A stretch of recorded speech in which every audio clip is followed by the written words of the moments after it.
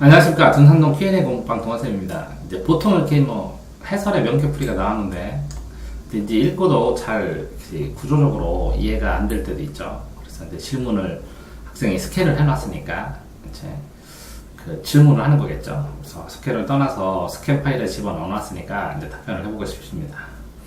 자, 서브젝트 주제인데, 하고 싶은 일을 즐겁게 하라. 하고 싶은 일을 즐겁게 하라. 하고 싶은 일을 즐겁게 하는 사람이 만족한 삶을 사는 사람이다. 그런데 맡은 일을 좋아하는 일로 만들어서 하는 사람도, 그러니까 이게 하고 싶은 일을 즐겁게 하는 상황이 된 사람이고, 이거는 하고 싶은 일을 즐겁게 하는 사람이고, 하고 싶으니까 즐겁게 하는 사람이고, 그러면 만족하게 사는 사람입니다. 근데 맡은 일을 좋아하는 일로 좋아하지 않았는데 맡았어요. 하고 싶은지 않을지 결정이 안 됐지만 어쨌든 좋아하는 일로 만들어서 하는 사람도 마찬가지로 뭐라고 즐겁게 사는 사람, 만족한 삶을 살 수 있다는 것이죠. 마찬가지니까. 그러니까 마지못해 일을 하지 말고 즐겁게 하라는 것이 요지라는 거죠. 일에 대한 헌신도를 비교한, 헌신도는 공헌한다는 거죠. 공헌. 충성을 다해서. 일을 즐겁게 하라는 글의 맥락과 어긋나. 그러니까 즐겁게 하는 거고, 이거는 즐겁지 않더라도 네가 희생해라, 헌신해라, 이런 뜻이겠네요. 자, 정신이든 육체이든, 정신적이든 육체적이든 인간의 재능과 기술은, 인간의 재준, 타고나 선천적인 거고, 기술은 후천적인 거겠죠. 마치 기계가 작업장에서 작동되지 않으면 녹슬듯이, 그죠? 작동돼서 움직이지 않으면 녹슬듯이, 만약 사용되지 않으면 저하되고 낮아진다. 연구실이나 공장에서 부지런히 일하는 불안한 사람을 찾을 수 있을까? 그러니까 부지런히 일한 사람은 그러면 불행하지 않다는 논리죠. 여기서는. 그러니까 불행한 사람은 여기서는 녹슨 사람이라는 뜻이죠. 이거 작동되지 않았다는 뜻이고, 그러니까 부지런히 일한다는 것은 작동됐다는 것이고, 그런 사람은 행복하다는 것이죠. 좋아서 하는 일에 종사하는 그 사람은 그가 하려고 떠맡은 일을 좋아서 하는 일로 만드는 사람과 같다. 그러니까 좋아서 하는 일을 종사하는 사람은 그가 하려고 떠맡은 일을 좋아서 하는 일로 만드는 사람. 그러니까 떠맡았지만 이거 난 좋아서 해, 이렇게.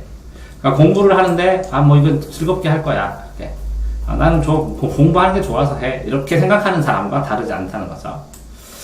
자기가 하고 싶은 일을 하려고 떠맡은 사람은 당연히 좋죠. 그가 떠맡은 일을 마지못해 하는 사람보다는 성공적이겠죠. 그러니까 마지못해 하는 사람은 억지로 한다는 얘기겠죠. 그가 하려고 떠맡은 일은 그가 하고 싶은 일이기 때문에 그거를 좋은데, 떠맡은 일을 억지로 떠맡았다는 의미를 하죠. 하고 싶지 않았는데, 근데 하고 싶은 말로, 하고 싶은 일이었다 이거는. 그래도 내가 하고 싶었어. 언젠가는 하려고 했는데 지금 하지 뭐. 이렇게 그가 하고 싶지 않은 일을 하려고 떠맡은 사람, 그가 하고 싶지 않은 일을 하려고 떠맡은 사람보다 더욱 헌신적인 사람이다. 그러니까 하려고 떠맡은 일을 그가 하고 싶은 일로 만드는 사람, 그가 하려고 떠맡은 일을 그냥 제가 할게요 한 사람이 그가 하고 싶지 않은 일을 하려고 떠맡은 사람보다 헌신적이다. 그러니까 하고 싶지 않은데 알았다고 하는 사람보다 내가 하길게요. 그가 하려고 떠맡았잖아요. 그러면 이거는 자발적인 거이고, 이거는 자발적이지 않다라는 의미가 있는데, 자기가 하고 싶은 일을 부지런히 그리고 즐겁게 하는 사람은 그 누구보다 훨씬 자기 삶을 만족한다. 내 하고 싶은 일을 부지런히 하고 즐겁게 하다. 하고 싶었다 1번, 2번은 부지런히 했다, 3번은 즐겁게 한다. 그러면 훨씬 자기 삶을 만족하겠죠. 1, 2, 3번에 다 있으면. 그러니까 결국은 이런 게 있겠죠. 단계적으로 쳤을 때 첫 단계는 내가 하고 싶어서 맡아서 열심히 하고 즐겁게 하는 사람. 다음에 하고 싶은 걸 맡아서 즐겁게 하는 사람. 근데 여기에는 뭐라고 즐겁게 하고 부지런히까지 한다는 거죠. 그 다음에 이거 부지런히, 이건 즐겁게. 그럼 만족이라는 거죠. 두 번째는 떠맡은 일인데, 그러니까 하고 싶은 게 아니라 그냥 떠맡은 일인데, 부지런히 하는 사람. 그렇죠. 좋아하는 일로 만드는 사람. 이건 좋아하는 일로 만드는 사람. 이거는 즐겁게 하고, 이건 부지런히 하는데, 즐겁게 한다는 거겠죠. 이렇게 즐겁게 하는 사람. 즐겁게 하려면, 그죠? 부지런하든, 사용하지 않을까. 즐겁게 하려면, 떠맡은 일을 좋아하는 일로 만들어야 되고, 좋아하는 일은 부지런히 한다는 거죠. 좋아하는 일은 즐겁게 하고, 부지런히 한다는 거죠. 그 다음에는, 하고 싶지 않은 일을, 하고 싶지 않은 일을, 하려고 떠맡은 게 아니라, 하고 싶지 않은데 떠맡은 사람. 이런 사람이겠네요. 이렇게 나누어졌는데, 질문이 뭘까요? 쭉 지웠을 때. 다르지 않다라는 의미는, 그러니까 여기에서 보면 만족한 사람, 삶을 사는 사람, 만족한 삶을 성공적인 삶을 살았다고 평가해도 된다. 그런 거죠. 하고 싶은 일을 즐겁게 부지런히 한 사람도 만족한 삶을 사는 성공적인 삶이고, 하고 싶지 않고 떠맡았지만 즐겁게 부지런히 하면 또 그래도 만족할 수 있고, 근데 하고 싶지 않았는데 억지로 떠맡아서 하면 즐겁게 만족한 삶을 살지 못한다는 거겠죠. 그러니까 결국은 뭐라고요? 어떤 일을 떠맡았을 때 마지못해 하지 말고 억지로 하지 말고 즐겁게 해라, 공부를 즐겨라, 뭐 이런 얘기겠죠. 마지못해 공부하지 말고 즐겁게 공부를 즐겨라, 이런 말이겠습니다. 자, 다음은 여기서 보면 재능과 기술을 사용하지 않으면 전환되니까 재능 좀 떨어져 있죠. 재능과 기술과 관련되지 않게 어쨌든 맡은 일을 마지못해 하지 말고 억지로 하지 말고 공부 억지로 하지 말고 부지런히 즐겁게 해라. 재능과 기술을 계속 투자하면서 그래서 자기 삶을 만족하게 살게 해라. 뭐 이렇게 얘기한 겁니다. 다음은 사업상으로 이렇게 사업으로 글을 쓸 때는 글짓기 대회가 아니잖아요. 글을 쓸 때 많은 사람들이 장황하게 길게 뭐 최선을 다해서 막 설명하고 막 뭐 하고 뭐 하려고 하는데 그럴 필요가 없이 간결하게 얼마고 어떻고 하는 것처럼 간단하게 써야 된다는 거죠. 잘 쓰여진 사업상의 글이란 정보를 전달하고 꼭 간단하게 예시가 쫙 있으면 판단할 수 있다는 거죠. 그래서 간결함과 거리가 먼 거, 정보와 예시가 잘 된 글 하면 간결함. 여기서 포커스는 간결함이죠. 장황하게 길게 쓰지 말라니까. 불행하게도 사업상으로 글을 쓰는 너무 많은 사람들이 마치 말에 의해 대접받는 것처럼, 그들이 말에 의해 대접받는 것처럼, 그러니까 너무 많은 사람들이 말을 자세하게 잘 써주면 꼭 대접해주는 것처럼 이렇게 행동한다고요.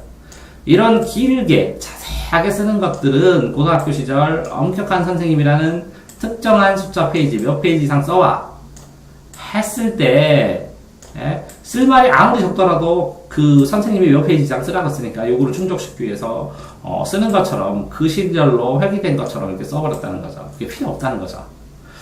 또 다른 경우에 글의 장황함을 인정받기 위해 다소 젠체하듯 잘난 척하듯 한 상황이 필요할 때 쓰는 거죠. 그런 방식으로 쓴다는 것은, 그렇게 보여줘야 한다는 것은 잘못된 믿음이라는 거죠. 예를 들어서 작가들도 어떤 단어를 제거함으로써 필요한 정보도 특정 단어를 제거한다고 필요한 정보를 제거할 것이라고 믿기 때문에 말이 많아지는 거죠. 그럼 그 단어까지, 그 상황까지 다 알아야 된다고. 그런데 사업상의 글이 잘 됐는지 그렇지 않는지를 결정하는 방법은, 그죠? 필요한 정보하고 예시가 어떻게 간단하게 잘 제시됐으면 되는 거죠. 사업상 글은 적절한 간결함이 있어야죠. 서류의 내용을 격감시킨다는 것을, 그러니까 사업상의 글의 적절한 간결함이 뭐 내용을 다 뺀다는 건 아니죠. 다 뺀다는 건 아니라, 그러니까 여기에는 여러분 이 단락의 느낌 분류가 완전히 다르네요. 여기랑 여기는 길게 쓰지 마라 이런 얘기고, 여기는 그렇더라고 너무 짧게, 너무 격감, 확 줄인다는 걸 의미하는 건 아니다. 일정 부분 정보도 있어야 되고 간단한 예시도 있어야 된다. 이게 짜임새 있게 잘 보여주면 된다. 그런 뜻입니다. 자, 이렇게 보면 그쵸. 자, 또 뭐가 있을까요? 자, 여기서 보면 자, D 테스트의 실험 방법과 그 테스트의 전문가들의 평가, 방법과 평가 이렇게 소개하네요. 방법과 평가를 소개한 글. 근데 이 테스트는 화학물질의 화장품, 화학물질의 화장품 사용 여부. D 테스트가 아니라 화장품에 포함되지 못한 물질. D 테스트하고 나뉘죠. 그러면 못한 물질 전체 흐름과 어긋나 화장품에 들어갈 성분을 결정하는데 어떤 영향을 미치는지 언급되지 않았다. 이 테스트하고 화장품하고 연결을 시켜야 되는데 그게 들어가지 않았다는 거죠. 자, 한번 보시면 D 테스트는 인간의 눈에 들어갈지도 모르는 그 D 테스트는 눈에 들어가는 모르는 물질에 대해서 했는데 테스트하는 동안에 의식이 있는 백변종 토끼의 눈 동안에 테스트하는 동안 깨어있는 생각할 수 있는 반응할 수 있는 백변종 토끼 눈에 100mg의 농축된 용액을 떨어뜨렸어요. 그래서 토끼의 눈에 입혀진 상처를 그러면 이렇게 되면 자극이 오겠지요. 그러면 비비고 72시간마다 기록하고 7일에서 18일간 지속했죠. 용액에 대한 반응은 그러면 이걸 떨어뜨리면 반응은 뭐가 됐냐면 눈꺼풀의 팽창과 실명을 포함한다. 눈을 잃고 상처를 입죠. 실험자들에게 진통제 사용은 실험 결과를 훼손할 수 있다고 주장했기 때문에 진통제를 추진하지 않았죠. 그러니까 토끼들한테 진통제.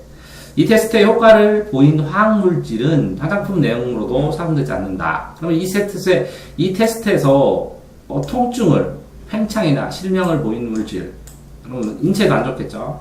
그런 화학물질은 화장품에 사용하면 눈에 들어가면 실명해버리잖아요. 하지만 저명한 독성학자와 건강 문제가들은 인간의 눈과 토끼의 눈은 그러니까 요거에서 토끼 테스트를 했는데 그 토끼 테스트의 물질은 화장품으로 안 쓴다. 하지만 그러니까 안 쓰지만 써도 된다. 왜? 토끼 눈과 사람 눈과 다르다. 그래서 이 테스트는 정확하지 않다라는 점에는 동의한다는 것이죠. 자, 다음 거는 청소년기의 우울증을 겪죠. 우울증 증상 2주 동안 지속될 경우 대처해야죠. 스트레스가 때문에 우울증이 오죠. 그죠? 중요성 우울증 증상과 대처법은 여기서 보면 우울증 증상을 소개하고 대처하는 이게 두 개로 나뉜다는 건데, 그죠? 근데 우울증 증상이 왜 오는 어떤 증상이냐? A라는 스트레스 때문에 우울증 증상이 오고 그거를 대처한다. 이렇게 이 흐름으로 되어야 된다는 거죠. 그죠? 자, 그러면 보시면 여기서 찾아볼 증상이 있는데 지속적인 슬픔, 즐겁다는 데는 흥미상실, 그 다음에 섭식, 먹는 거 장애, 잠들기 어려움, 약물 남용, 죽음에 대한 강박 이런 것들이 우울증 증상이죠. 우울증. 이 우울증은 그러니까 이 증상이 나오는데 이 증상은 뭐 때문에 왔냐? 스트레스와 호르몬에 대한 정상적이고 일시적 반응이거나 정상적인 호르몬이 스트레스 보니까 당연히 우울증 오는 거고 호르몬도 그러니까 일시적이면 상관없는데 괴로운 사건들 예를 들면 여러 가지들 그죠? 여러 가지 사건들에 대한 반응 그러니까 이런 반응 때문에 우울증이 온다는 거죠. 그러니까 인과관계로는 이건 결과고 이건 원인이 되는 거죠. 그러니까 이 A 때문에 우울증 B가 온다는 거죠. 근데 효과적으로 처리되지 못한 스트레스는 그러면 A와 B 사이에서 이걸 처리 못했다면 이걸 못했기 때문에 B가 왔다라는 거겠죠. 스트레스의 장기적인 축적은 문제였기 때문에 스트레스를 다루는 건 청소년에게 중요하죠. 그다음에 걱정될 때는 이런 증상 그래서 장기적인 대상 스트레스가 왔는데 이거를 장기적으로 치료를 못했어요. 그렇게 되면 이게 지속되면 그러면 이 우울증이 온다는 거죠. 그래서 이런 증상들은 2주 이상 지속될 때 감정을 말하고 상담하고 정보를 얻기 위해서 여기에 찾아보고 이렇게 한 다음에 우울증이 진단이 되겠죠. 이런 증상으로. 그러니까 자 이렇게 전체적으로는 그러겠죠. 이렇게 우울증이라는 것이 이것 때문에 우울증의 원인이 오는데 이게 단기적으로는 괜찮지만 장기적으로 문제가 됐을 때는 이렇게 완전히 우울증으로 이렇게 진단이 된다는 거겠죠. A, B, C 이렇게 시간 순으로. 자, 우리 주변에서 느낄 수 있는 자연의 미, 주위를 둘러보면 자연의 미를 느낄 수 있죠. 하늘 보고 이렇게 극도로 도시화되었지만 주변에 풀 있잖아요. 잡풀도 있고 나무도 있고 인간은 자연에 둘러싸여 있고 그다음에 인공적인 것들도 뭐 자연과 어울리면 풀하고 그 보도블록하고 어울리면 자연스럽죠. 그런 의미 같아요. 그래서 자연적인 환경과 인공적인 환경 대조된 흐름, 그죠? 근데 이거는 안 된다는 거죠. 그러니까 자연과 인공을 완전히 나눠줘라 이런 뜻이네요. 자, 태어날 때부터 인간은 주어진 자연 환경 속에서 살죠. 실제 상황에 너무 익숙해져서 자연이 아름다움을 느끼지 못하죠. 풀 예쁘게 느낄 수도 있죠. 자연 환경은 인간에게 크게 영향을 받은 구성 요소로 이루어진 인공, 세모됐고 그러나 당신 주려는 노력을 아끼지 않는다면 아름다움, 자연 맞네요. 그게 자연의 미 맞고 인공적. 자, 자연의 미에 대한 감각을 당신의 빼앗은 그런 인공적인 상태에 너무 기대었다고 불평하지 마라. 극도로 도시화된 상태로 쳐들고 관찰의 눈을 보면 자연의 미를 볼 수 있고 이것까지 이런 똥가리를 쳐야죠. 길들여졌다. 이게 잘못 쳐야죠. 인공적인 상태. 그래서 자연의 미, 감각의 유지, 충분한 자연으로 둘러싸였다. 게다가 인공적인 생산물은 자연 그 자체에서 만들어진 것이기 때문에 그 자연의 요소가 조금은 있다는 거죠. 자연에. 그래서 모방한 것만은 아니다. 자연의 요소는 조금 있다. 이런 거겠지. 그러니까 자연의 의미를 자연으로 둘러싸여 있는 인공적인 것도 자연으로 만들었다는 것. 게다가 이건 추가니까 이게 따로 봐야 돼요. 이렇게. 추가 힘으로 더 진전된 거죠.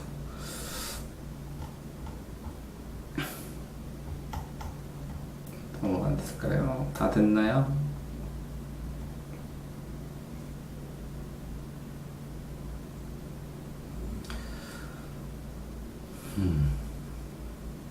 인공적인 것들조차 자연에서 게다가 요거네요. 반면에 1은 완전 대조로 만들었어. 그래서 잘못되어 있어. 그러니까 뭐라고요? 자연으로 되어 있는데 인공적인 것도 그 안에는 자연적이 있다. 이렇게. 그래서 자연과 인공을 크게 자연적인 환경으로 본 거죠. 네, 수고하셨습니다.